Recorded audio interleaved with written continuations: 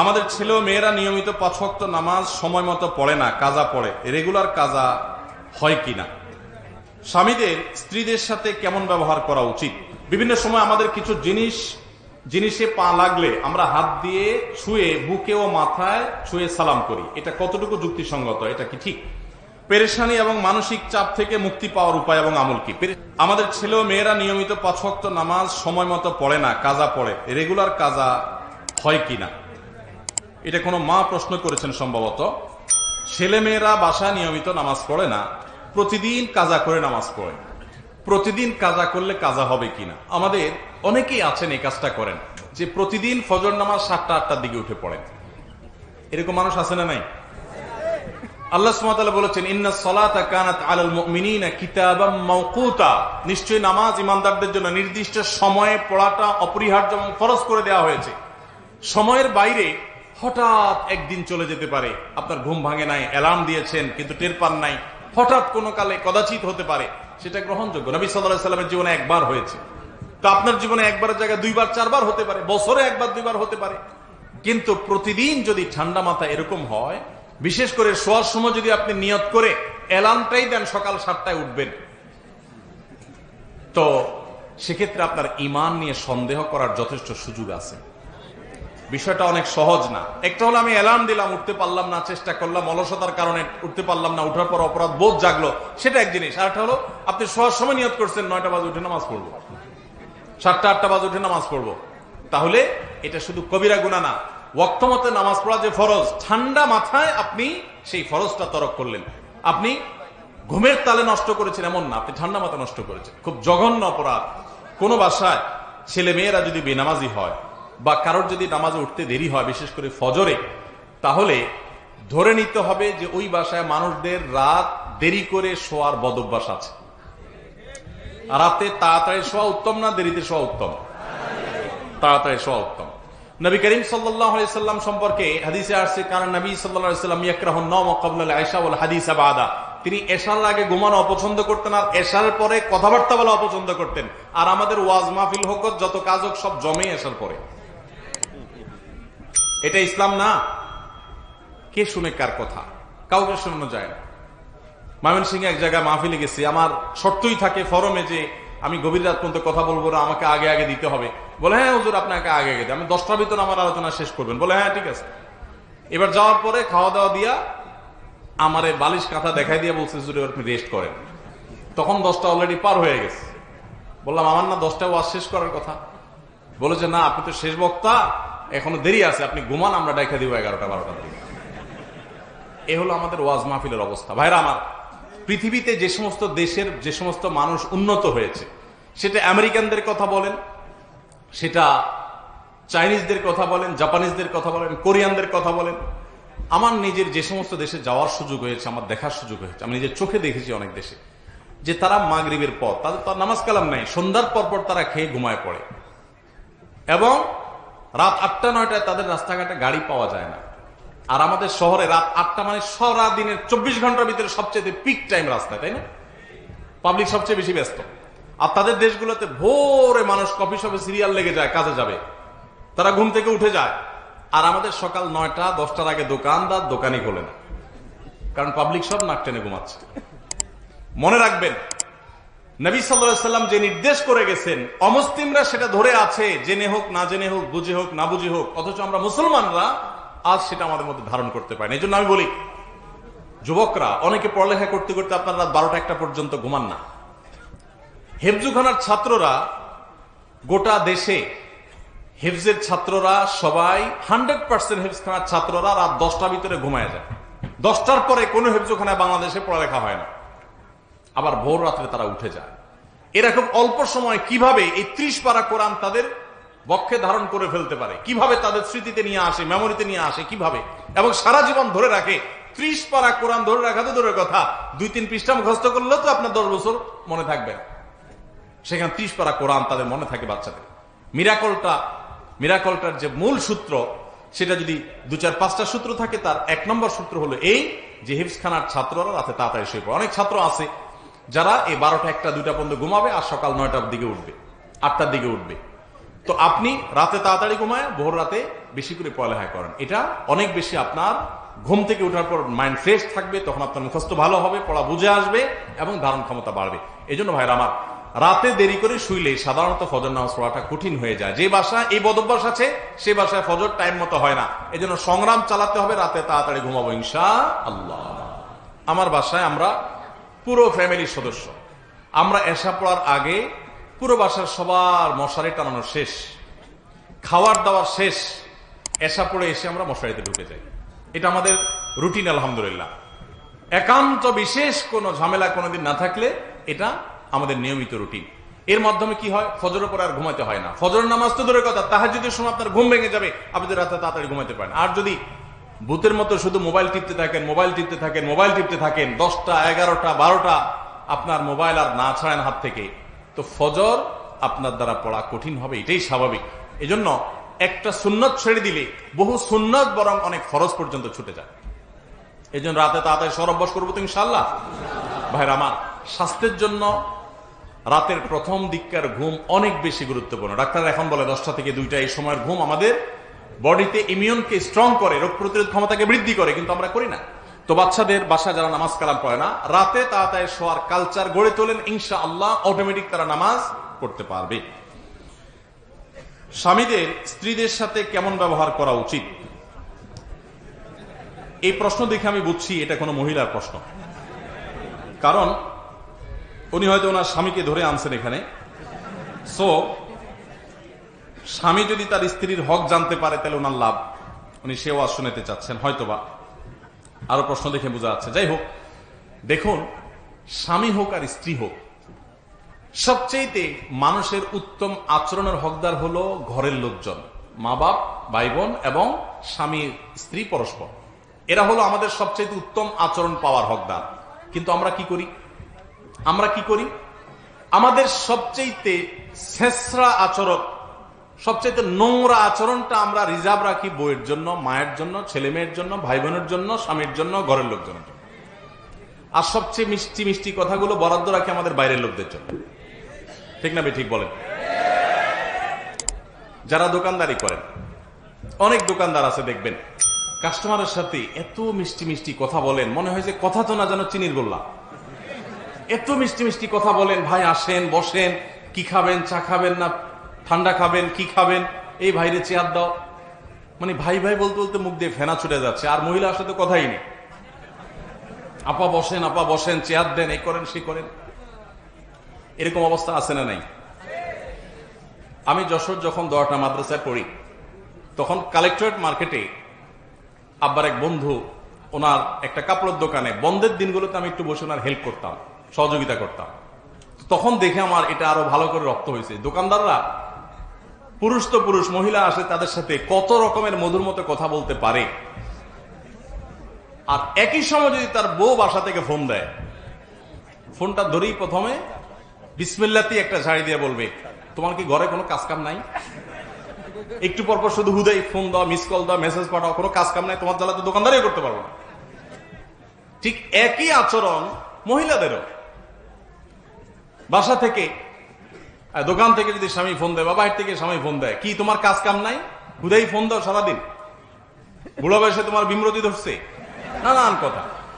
আবার যদি অপরিচিত আননোন কোন নাম্বার থেকে কেউ ফোন দেয়, তাহলে আসসালামু আলাইকুম ভাই, কেমন আছেন, ভাই কে বলছেন, তখন কথার ভিতরে মধুর কোনো শেষ। তো আমাদের পুরো সমাজে বেশিরভাগ মানুষ আমরা আমাদের সবচেয়ে ছেঁচড়া আচরণটা রিজার্ভ করে রাখি ফ্যামিলির সদস্যদের জন্য, আর সবচেয়ে মিষ্টি আচরণটা বরাদ্দ রাখি বাইরের লোকদের জন্য। এর চেয়ে কপাল পড়া, এর চেয়ে দুর্ভাগা, এর চেয়ে খারাপ মানুষের কে হতে পারে যে তার পরিবারের লোকরা তার ভালো আচরণ পায় না, ভালো আচরণ বাইরের লোকদেরকে দেয়। অবশ্য বাইরের লোকদেরকে ভালো আচরণ দেয় বললে ভুল হবে, ওইটা তার ইনভেস্ট, ওইটা তার বিজনেস। আল্লাহ তাআলা আমাদেরকে মানুষ হওয়ার তৌফিক দান করুন। স্বামী হোক আর স্ত্রী হোক, পরস্পরের সদাচরণ করতে হবে। আমরা মহিলাদের প্রতি সদাচরণের কথা অনেক বেশি আসে, প্রশ্ন বেশি আসে, জন্য বেশি বলা হয়। কিন্তু বাস্তবতা হলো বাংলাদেশে বহু ঘরে ঘরে আমরা নারী নির্যাতনের কথা শুনি, ঘরে ঘরে তলে তলে হাজারো পুরুষ নির্যাতন চলছে। এই আওয়াজ আমার এই কথার সপক্ষে অনেক বড় সাক্ষী যে আসামি এখানে হাজির, আসামি তো না, আপনার ভিকটিম সব এখানে হাজির। ভিকটিমদের ঠিকঠাক আওয়াজ দেখে বোঝা যাচ্ছে যে বেচারা কি পরিমাণ দুর্গতিতে আছে। অনেক মহিলারা আছে নামাজ পড়তে পড়তে কপালে দাগ ফেলে দিচ্ছে, বোরকা তো পরে পরে হাত মোজা পা মোজাও মেনটেন করে মাশাআল্লাহ। অনেক মহিলা আছেন যে তার নেকামলের কোনো কমতি নাই, কিন্তু স্বামীটাকে মানুষও মনে করে না। সকাল বিকাল ঝাড়ির উপর রাখে, সকাল বিকাল দৌড়ের উপর রাখে, আর চুন থেকে নুন খসলেই নারী নির্যাতন মামলার ইঙ্গিত দেয়। বাংলাদেশে 2 ধরনের মামলা আছে। এই মামলার নাম শুনলেই বেশিরভাগ মানুষের মাথায় চলে আসে আমাদের, বা আমরা বেশিরভাগ মানুষের ধারণা চলে আসে যে এটা পুরাটাই কোনো মানুষকে ফাঁসানোর জন্য হয়েছে। তার ভিতরে একটা হলো নাশকতার পরিকল্পনার মামলা, আরেক মামলা হলো নারী নির্যাতন মামলা। যে ফাঁসানোর জন্য এই মিথ্যা মামলাগুলো আমরা করি, যারা করি কিয়ামতের ময়দানের জন্য অপেক্ষা করি। আল্লাহ তাআলা আমাদেরকে বুঝার তৌফিক দান করুন। তাহলে মনে রাখবো যে স্বামী স্ত্রী উভয়ের হক আদায় করতে হবে, কেউ কারোর প্রতি জুলুম করতে পারবেন না। মহিলারা তারা অনেক সময় দেখা যায় স্বামীর প্রতি বেয়াদবি করেন, স্বামীকে পাত্তা দেন না, কোনো কথা শোনেন না। আল্লাহ এবং তার রাসূল সাল্লাল্লাহু আলাইহি সাল্লামের পর আপনার অভিভাবক আপনার স্বামী, লোকটা যদি একটু বোকাও হয়, লোকটা যদি একটু বেকুব কিসিমেরও হয়, আপনার চাইতে 1 ইঞ্চি কমও বুঝে, আল্লাহ তাকে আপনার অভিভাবক করেছেন। আপনি তার আনুগত্য, যদি সে কোনো অন্যায় নির্দেশ না করে, তাহলে তার আনুগত্য করার মধ্যেই আপনার দিনদারি নিহিত আছে। আপনার জন্য নফল আমল করার চাইতে, নফল নামাজ পড়ার চাইতে, নফল দাওয়াতের কাজ করার চাইতে নিজের স্বামীর আনুগত্য করার, স্বামীর সেবার গুরুত্ব অনেক বেশি। আমি প্রায় বলি এটা আমাদের মা বোনদের জন্য তিতা করল্লার মতো আমল। তিতা করল্লার জুস পান করা যেরকম কষ্টের, মহিলাদের জন্য এইসব আমল কষ্টের। মহিলাদেরকে সুবহানাল্লাহ আলহামদুলিল্লাহ বলতে বললে ওনারা অনেক খুশি, কোরআন তেলাওয়াত করতে বলেন অনেক খুশি, কানের দুলগুলো খুলে আল্লাহর রাস্তায় দান করতে বলেন তাও রাজি, মাগার স্বামীকে শ্রদ্ধা করতে অনেকেই রাজি না। আল্লাহ তাআলা আমাদের সবাইকে স্বামী স্ত্রী পরস্পরের হক আদায় করার তৌফিক দান করুন। সদাচরণ করা, উভয়ের প্রতি পরস্পরের কর্তব্যগুলো জেনে সেগুলো পালন করা, নিজের আচরণ দ্বারা কষ্ট না দেওয়া, এগুলো আমাদের কর্তব্যের অংশ। পেরেশানি এবং মানসিক চাপ থেকে মুক্তি পাওয়ার উপায় এবং আমল কি? পেরেশানি এবং মানসিক চাপ থেকে মুক্তি পাওয়ার জন্য সর্বপ্রথম হলো ঈমান এবং তাকওয়াকে মজবুত করা। আমরা আগেই বলেছি, যার ঈমান যত দুর্বল সে তত তাড়াতাড়ি ডিপ্রেসড হয়ে পড়ে, যার ঈমান যত শক্তিশালী ডিপ্রেশন তাকে তত কম স্পর্শ করে। যত সমস্যাই হোক, আল্লাহ তাআলা আমার সমস্যা দেখবেন, আল্লাহ তাআলা আছেন, তার উপর আমার ভরসা থাকবে, আমার এই সমস্যার একটা সমাধান হবেই হবে, আর কিছু না হোক আখিরাত আমার সামনে পড়ে আছে। ইমানদার ডিপ্রেসড হয়ে ভেঙে পড়বে, এটা তার সাজে না। এই জন্য ইমান মজবুত করলে ইনশাআল্লাহ পেরেশানি থেকে আমরা মুক্তি পাবো। আর এছাড়া পেরেশানি থেকে মুক্তি লাভের জন্য দুরুদ এবং ইস্তেগফার এবং দোয়া ইউনুস, 3টা আমল, দুরুদ, ইস্তেগফার, দোয়া ইউনুস, যে কোনো ডিপ্রেশন থেকে মুক্তির জন্য এগুলো মহৌষধের মতো কাজ করে। আপনি খুব বিপদে আছেন, পেরেশানিতে আছেন, আস্তাগফিরুল্লাহ ওয়া আতুবু ইলাইহি, আল্লাহুম্মা আনতা রাব্বি লা ইলাহা ইল্লা আনতা সাইয়্যিদুল ইস্তিগফার, দুরুদ ইব্রাহিম, ছোট দুরুদ সাল্লাল্লাহু আলাইহি সাল্লাম পড়তে থাকেন অনবরত। লা ইলাহা ইল্লা আনতা সুবহানাকা ইন্নী কুনতু মিনাজ জালিমিন, দোয়া ইউনুস পড়তে থাকেন। আল্লাহ সুবহানাহু ওয়া তাআলা বলেছেন ওয়া কাযালিকা নুনজিল মুমিনিন, ইউনুস আলাইহিস সালামকে যেভাবে এই দোয়ার মাধ্যমে আল্লাহ রক্ষা করেছেন, ঠিক একই ভাবে ঈমানদারদেরকে আল্লাহ তাআলা রক্ষা করবেন দোয়া ইউনুসের মাধ্যমে ইনশাআল্লাহ। এজন্য এই আমল করবেন। তৃতীয়ত আরেকটা স্পেশাল দোয়া আছে পেরেশানি থেকে মুক্তির জন্য, নবী সাল্লাল্লাহু আলাইহি ওয়াসাল্লাম পড়তেন। দোয়াটা হলো আল্লাহুম্মা ইন্নী আউযু বিকা মিনাল হাম্মি ওয়াল হাযান, আল্লাহুম্মা ইন্নী আউযু বিকা মিনাল হাম্মি ওয়াল হাযান ওয়া আউযু বিকা মিনাল আজজি ওয়াল কাসাল ওয়া আউযু বিকা মিন গালাবাতিদ দাইনি ওয়া কাহরির রিজাল। আল্লাহ আপনার কাছে পেরেশানি থেকে, ডিপ্রেশন থেকে, চিন্তা থেকে, দুশ্চিন্তা থেকে আপনার কাছে পানা চাই, মুক্তি চাই। আল্লাহ তাআলা আপনার অন্তরকে প্রশান্ত করবেন ইনশাআল্লাহ। আর সর্বশেষ আমল হলো ভোর রাতে তাহাজ্জুদের সময় উঠে চোখের পানি ফেলে আল্লাহর কাছে দোয়া করবেন ইনশাআল্লাহ। আল্লাহ তাআলা অসাধ্যকে সাধন করে দিবেন। ঢাকায় বাংলাদেশের প্রথম সারির একটা ব্যবসা প্রতিষ্ঠান, 1, 2, 3 পড়বে এরকম একটা ব্যবসা প্রতিষ্ঠান, একটা কর্পোরেট অফিসে আমার একটা কাজে একবার যেতে হয়েছে। তো সেখানে এক ভদ্রলোকের সাথে দেখা, সে অফিসের বড় কর্মকর্তা। উনি আমাকে দেখে খুব আবেগ আপ্লুত হলেন এবং আমাকে একটা সময় ওনার অফিসে দাওয়াত করলেন, চা খাওয়ার জন্য গেলাম। প্রসঙ্গত উনি বললেন যে ভাই, আমার জীবনে আপনার একটা কথার প্রভাবে আমার পুরো জীবনটাকে পরিবর্তন করছে। আমার একটা আগ্রহ তৈরি হলো, কি এমন কথা যে একটা লোকের জীবনটাকে চেঞ্জ করে দিছে, বলেন ভাই। তখন লোকটা আমাকে বললেন যে ভাই, আমার এমন একটা রোগ হয়েছে যে দেশ তো দেশের বাইরে বিভিন্ন চিকিৎসা আমার নেওয়া হয়েছে, বিভিন্ন হসপিটালে আমি ট্রিটমেন্ট নিয়েছি, কিন্তু আমার কোনো সমাধান হয় নাই, কোনো রোগ ভালো হয়নি। শেষ পর্যন্ত কোম্পানির চাকরি ছেড়ে গ্রামে চলে গেছি, জাস্ট মরার অপেক্ষা। কারণ আমার এ রোগ থেকে মুক্তির কোনো উপায় নাই, কষ্টের কোনো শেষ নাই, যে কোনো মুহূর্তে মৃত্যু আসবে, এটার জন্য অপেক্ষা করছি। তো এর মধ্যে আপনার এক আলোচনা থেকে তাহাজ্জুদের সময় অসাধ্য সাধন হয়, ভোর রাতের দোয়া অসম্ভব সম্ভব হয়, এটা জানার পর ওই দিন থেকে তাহাজ্জুদ পড়া শুরু করলাম। কয়েকদিন পড়ার পর একদিন তাহাজ্জুদে প্রচুর কান্নাকাটি করলাম, তাহাজ্জুদ পড়ে প্রচুর আল্লাহর কাছে চোখের পানি ফেললাম, সিজদা পড়ে থাকলাম। এরপর তাহাজ্জুদের নামাজ পড়ার পর সকাল থেকে আমার শরীর থেকে সেই রোগ যে উধাও হয়েছে, এখন আবার কোম্পানিতে ব্যাক করে আমি চেয়ারে বসে কাজ করছি। আমার রোগ হওয়ার আগে আমি যতটা সুস্থ ছিলাম, আল্লাহর কসম এখন আমি তার চাইতে অনেক গুণ বেশি সুস্থ। এখনো বেঁচে আছেন এই লোকটা, আমার সাথে যোগাযোগ হয়নি, আমি তো প্রায় যোগাযোগ হয় ভাইরা আমার। এই জন্য ডিপ্রেশন থেকে বাঁচার জন্য আল্লাহর কাছে চোখের পানি ফেলে দোয়া করে। মানুষের কাছে বললে পেরেশানি আরো বাড়ে, আবার না বললে আপনি হালকাও হবেন না। চোখের পানি ফেলে আল্লাহকে মন খুলে বলেন, একাকি কেউ যেন না শুনে, চিৎকার করে করে বলেন। এই যে রমজান আসছে, সারা বছর তাহাজ্জুদ পড়তে পারেন না, কিন্তু রমজানে তো আপনি সারি খেতে উঠেন। সারি খেতে উঠলে ওই টাইমে ভোর রাতে একটু আল্লাহর কাছে দোয়া করেন, টাইমে দোয়া কবুল হয়।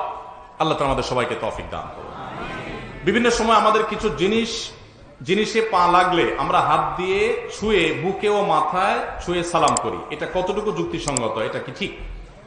কোনো কিছু যদি পা স্পর্শ হয়, কোনো কিছুতে পা লাগে, একজন মানুষের গায়ে পা লাগছে, আমরা তার গাটাকে স্পর্শ করে চুমো খাই বা বুকে হাত রাখি।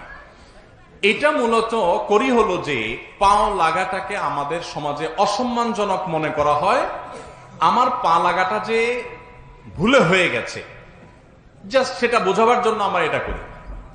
সো এরকম যদি হয়, তাহলে সেক্ষেত্রে শুধুমাত্র এই বার্তা দিলাম এর মাধ্যমে যে আমি মূলত ইচ্ছাকৃত আপনার পায়ে গায়ে আমি লাথি দেই নাই, পা দেই নাই, এটা ভুলে লেগে গেছে, টাচ করে তাকে শুধু এটা আমি বোঝালাম, এটুকু ঠিক আছে, কোনো অসুবিধা নেই।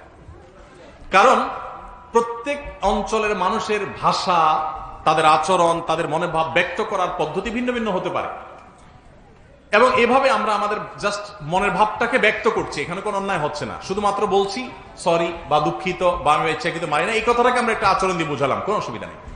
তবে কোনো জিনিসে পাওয়া লাগলে সেখানে ওইটা ছোঁয়াছুঁইতে কিছু আসে যায় না, কারণ ওই জিনিসের প্রতি তো আর সম্মান অসম্মান জিনিস তো আর বুঝবে না যে তাকে ছুঁয়ে আমি আবার সরি বলেছি।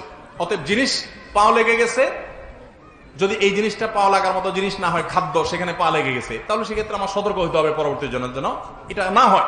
কিন্তু সেখানে ছোঁয়াছুঁই করার কোনো যৌক্তিক কারণ নাই। কিন্তু কোনো মানুষের গায়ে লেগে গেছে, আমরা ছুঁয়ে নিলাম, টাচ করলাম, ধরলাম, বুঝালাম, এটা জায়েজ হতে পারে ইনশাআল্লাহ। তার বাবার বাড়ির নাটোর, সেখানে কসর পড়বো নাকি পুরো নামাজ পড়বো? একজন বোন প্রশ্ন করেছেন, মেয়েরা বাবার বাড়িতে গেলে সফরের নামাজ অর্থাৎ কসর পড়বেন না পুরো নামাজ পড়বেন? এর উত্তর হলো যে মেয়েরা বিয়ের পর স্বামীর সংসারে যখন চলে আসে, এটা তাদের স্থায়ী ঠিকানা হয়। বাবার বাড়ি তখন তারা সেখানে গেস্ট এবং মেহমান হিসাবে যান, বিদায় সেখানে তিনি কসর নামাজ পড়বেন। কিন্তু যদি কোনো মেয়ের বাবার বাড়িতে থাকার ব্যবস্থা থাকে, স্বামী সন্তান নিয়ে তিনি সেখানেও মাঝে মধ্যে থাকেন, তাহলে সেক্ষেত্রে সেটা তার একটা হোম, সেকেন্ড হোমের মতো হবে, সেটা তার আরেকটা বাড়ির মতো হবে, সেখানে তিনি পুরো নামাজ পড়বেন। বাট ম্যাক্সিমাম মেয়েদের এই ব্যবস্থা নাই, বাবার বাড়িতে গেলে জাস্ট একটা কক্ষ তাকে দেওয়া হয়, তিনি থাকেন, বেড়ায় আবার চলে আসেন। এরকম যদি হয় তাহলে তিনি বাবার বাড়িতে কসরের নামাজ পড়বেন, যদি সেটা সফরের দূরত্ব হয়। আর যদি কাছাকাছি হয় তাহলে তার কসরের কষ্ট নেই।